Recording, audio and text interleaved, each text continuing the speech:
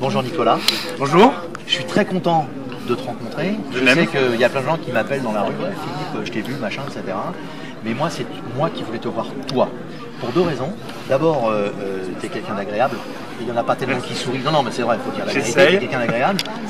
Et les messages que tu fais passer de temps en temps me plaisent beaucoup. Et je sais que tu as des très grosses compétences dans l'immobilier. Moi, j'ai une approche de l'immobilier qui est totalement différente, qui m'a d'ailleurs amené, parce que je suis en fin de carrière, hein, je 60 ans, qui m'a amené à faire deux choses. D'abord, j'ai créé l'école des négociateurs, parce qu'aujourd'hui, les gens ne savent pas négocier, et ils ont des problématiques, pas forcément dans le business, hein, même dans leur famille, avec les enfants, dans la vie de tous les jours. Et la négociation, c'est d'abord avoir le sourire, avoir un peu d'empathie, pour être au moins sur la même longueur d'onde ou la même étagère. Donc ça, c'est un premier point. Mais ce qui m'intéresse, c'est ton expérience de l'immobilier, parce que j'ai développé un concept juridique, légal en France, qui permet aujourd'hui, tout en achetant de l'immobilier locatif à caractère d'avantages fiscaux, tels que le Pinel aujourd'hui ou le de Robien il y a longtemps, je me suis aperçu que les gens, au bout de 9 ans, il faut qu'ils sortent de l'argent. Ils sont coincés. Donc aujourd'hui, le patrimoine sert avant tout, non plus à dire j'ai du patrimoine, mais dire je vais avoir des revenus à un instant T qui seront exonérés d'impôts. Donc moi j'ai trouvé une ficelle fiscale technique qui a été approuvée par nos juristes de mon cabinet et à aujourd'hui, je sais vendre un produit qui ne revient réellement qu'à 8% de sa vraie valeur marchande parce qu'elle va être complètement dans une capsule fermée qui va permettre aux gens de pouvoir dire aujourd'hui je défiscalise, c'est une chose intéressante, mais ensuite je vais avoir le droit légalement de récupérer l'argent que m'a coûté l'appartement. Donc on sait faire ça. Alors c'est pas tout à fait simple, hein, je le dis simplement, mais au bout du compte, j'aimerais que tu nous donnes en tant qu'expert dans le monde immobilier, quelle est ton approche sur cette vision de dire aux gens vous avez fait ça, vous faites ça, ok, mais vous pouvez faire mieux. Au bout des 9 ans qui sont imputés de stress jusqu'à Brelois, vous pouvez amortir votre appartement et vous le faire rembourser par l'État. Ce qui au terme fait qu'on a des revenus totalement exonérés de tout impôt. J'aimerais que tu me dises ton opinion sur ces techniques. Et c'est logique. Je pense que la fiscalité est essentielle dans l'immobilier, au même titre que la juridiction. L'immobilier, c'est le droit des contrats, il ne faut pas l'oublier. Donc en partant de là, ce qui est important, c'est, comme tu viens de le dire, d'être encadré de personnes qui savent faire. Il y a beaucoup de personnes qui se posent beaucoup de questions sans même au départ commencer par rencontrer des gens compétents. Donc je pense que moi ce que j'en pense déjà c'est d'être encadré, de ne pas faire n'importe quoi. Si on n'est pas encadré de personnes compétentes, de se former, parce que c'est quand même la deuxième chose la plus importante. Et trois, ce que j'en pense c'est que oui, la fiscalité c'est un vrai débat, un vrai sujet que nous avons tous. Je pense que tu as les mêmes questions que moi j'ai aussi. Il faut le traiter. Et il faut rester dans la légalité le plus possible. Parce que je ne sais pas si je réponds à la question, tu réponds à la question mais c'est comme ça que je vais aller plus loin parce qu'en fait, moi j'ai été choqué et c'est pour ça que j'ai pris le taureau par les cornes.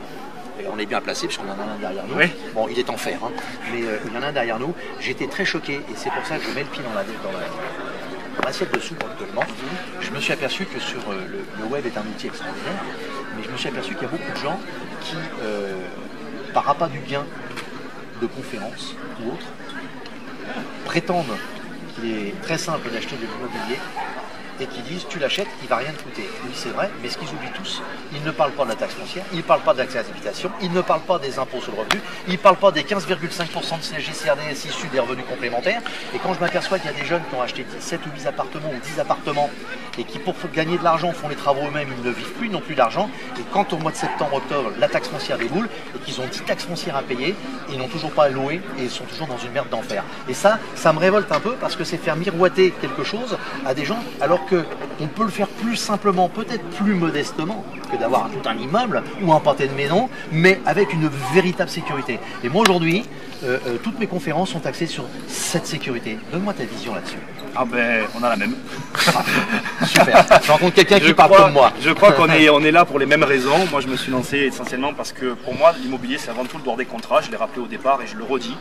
Je vois des gens qui signent des baux qui sont pas du tout bien faits. Je vois des gens qui me disent de la même manière, j'ai des parkings, je comprends pas, je paye des impôts, le montage fiscal est pas du tout bien fait, rien ne va.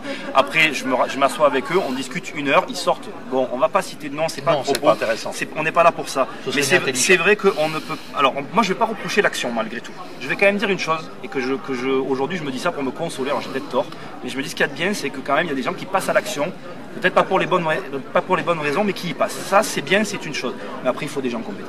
Et c'est là où je viens sur la fin. L'action, c'est 10 ou 20%. On ne peut pas rester bloqué toute sa vie à ne rien faire. Il faut agir, mais pas n'importe comment. Donc après, on est d'accord. Voilà, oui, complètement. Je suis complètement d'accord. Je vois trop de gens qui font tout et n'importe quoi et qui ignorent des lois. C'est ça la réalité, qui les ignorent. Je vois des gens qui achètent de l'immobilier sans passer à la revente, alors qu'on sait aujourd'hui très bien que quand on achète un bien, on le garde jamais plus de 5 ans. Ce sont les chiffres. Donc si vous ne pensez pas à la revente au départ, que vous avez mal acheté, pas dans la bonne formule, pas avec la bonne société, pas au bon emplacement. Pas au bon emplacement aussi. La revente, ça devient une catastrophe. Et d'ailleurs, j'ai fait toute une série de vidéos, j'en profite, mais c'est ça, toute une série de vidéos qui a été mal perçue sur tous les échecs, parce que ça me fait bien rigoler. Je te coupe. Vas-y. J'aimerais que tu dises directement, parce que ça va être vu par pas mal de gens, j'aimerais que tu dises carrément le nom de ton blog. Immobiliercompagnie.com. Voilà. Merci. Donc j'ai fait toute une partie pour les mêmes raisons, parce que je trouve qu'on parle beaucoup de réussite. Et on ne parle pas assez des échecs. Moi, je côtoie des entrepreneurs qui ont jusqu'à 60 immeubles, donc ça vous représente un parc immobilier. Alors, ça dépend comment on compte. Il y en a qui comptent par locataire, d'autres par lot. Chaque investisseur a sa manière de compter. Donc là, je parle bien de 60 immeubles. Ces personnes-là, quand vous voyez comment elles gèrent leurs affaires, ça n'a rien à voir avec comment elles gèrent le commun des mortels. Et on ne peut pas faire n'importe quoi. Voilà. Ça reste du juridique, c'est le droit des contrats. Renseignez-vous, ne faites pas n'importe quoi. On va même te dire, je vais même aller plus loin, tu vas être d'accord avec moi. Il y a peu de gens, pour ne pas dire personne, quand ils prennent un crédit immobilier, ils ne savent pas que le crédit, c'est pas le fait que la banque donne de l'argent et se substitue à soi, parce qu'on n'a pas la somme. Ils oublient que le crédit, avant tout, c'est comme tu le dis vraiment, c'est un contrat. Et si on ne lit pas l'intérieur de ce contrat dans le crédit, on est cuit par la banque. Alors, ça va amuser tout le monde, je vais te faire rigoler, je vais aller dans ton sens. J'ai une cliente qui me touche tout particulièrement, je ne vais pas m'étendre sur le sujet, qui est très très proche de moi, que j'accompagne, bon bref, voilà. Et on a lu son contrat de prêt, je l'ai obligé à lire chaque ligne. Donc elle m'a expliqué, elle m'a demandé pourquoi je lui faisais faire ça. Et sur le contrat, il y a une chose qui l'a choqué. Alors pour tout vous dire, je lui ai fait acheter un immeuble, parce que bon, ça c'est ma partie, c'est mon créneau. Je lui ai fait acheter dans des conditions fiscales équivalentes aux tiennes, c'est-à-dire pour effacer son impôt. C'est-à-dire qu'elle a acheté un bien immobilier, aujourd'hui elle paye énormément d'impôts, elle n'aura plus d'impôts à l'arrivée de tout ça. Super. Ni sur les loyers, ni sur ses revenus. On efface tout. Bon, on va pas parler de ça. Le propos, il est où? Moi, dans l'immobilier, mon plus gros problème, et ce qui m'a fait gagner le plus d'argent, c'est la copropriété. Le droit de la copro, il y a très peu de gens aujourd'hui qui le maîtrisent. Dans le contrat de prêt, il faut que vous sachiez qu'il y a une chose qui indique que vous devez absolument payer votre copropriété. La copropriété est le seul organe en France qui a la possibilité de mettre une hypothèque devant la banque pour saisir votre bien. Et c'est des détails qui font vraiment la différence. Alors je prends cette ligne parce que tu me parles de ça, ça me vient en tête. Et voilà, on en revient au départ. D'ailleurs, je vous donne un détail ici, mais je pourrais en donner des milliers. Voilà. Moi aussi, mais comme tu en as donné un, je vais aller un peu plus loin, c'est les gens qui ne le savent pas. Comme ça, en même temps, non seulement ce sera un bel interview, exactement, mais en même temps on aura donné de la valeur parce qu'on va donner des vrais trucs et on les offre, hein, c'est offert, autant qu'ils le sachent. D'ailleurs, ils peuvent même nous contacter, toi ou moi. Tout à fait. Il n'y a pas de caramel pris pour moi. Il y a beaucoup de gens qui ne savent pas que dans l'immobilier locatif, les gens disent souvent oui, mais le loyer compense. Mais ils ne savent jamais qu'en fait, la banque compenserait avec le loyer, mais qu'à 80% parce qu'elle n'a pas le droit. Elle n'a pas le droit de prendre un loyer de 500 €. Elle ne peut pas prendre les 500 € si le débiteur ne payait pas. Elle ne pourrait en prendre que 70, 75 ou 80%, suivant les montages, parce que justement cette fameuse copropriété doit vivre et même la banque n'a pas le droit de casser.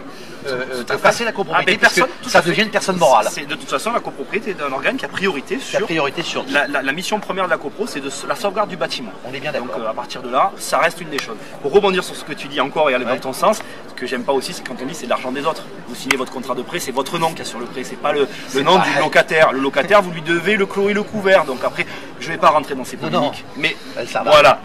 C'est pour ça que j'avais vraiment envie de te parler et je voulais vraiment t'attraper. Super. Je te remercie beaucoup. On se voit très bientôt. Et tu es mon invité le 7.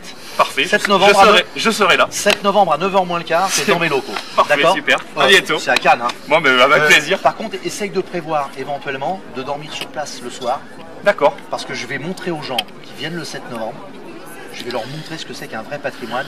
Tu es également mon invité pour ça. Allez. Vous allez voir du grandiose. Super. Bon, super. Parfait. Merci. Je suis bien content. Merci à toi, Nico. Merci. À bientôt.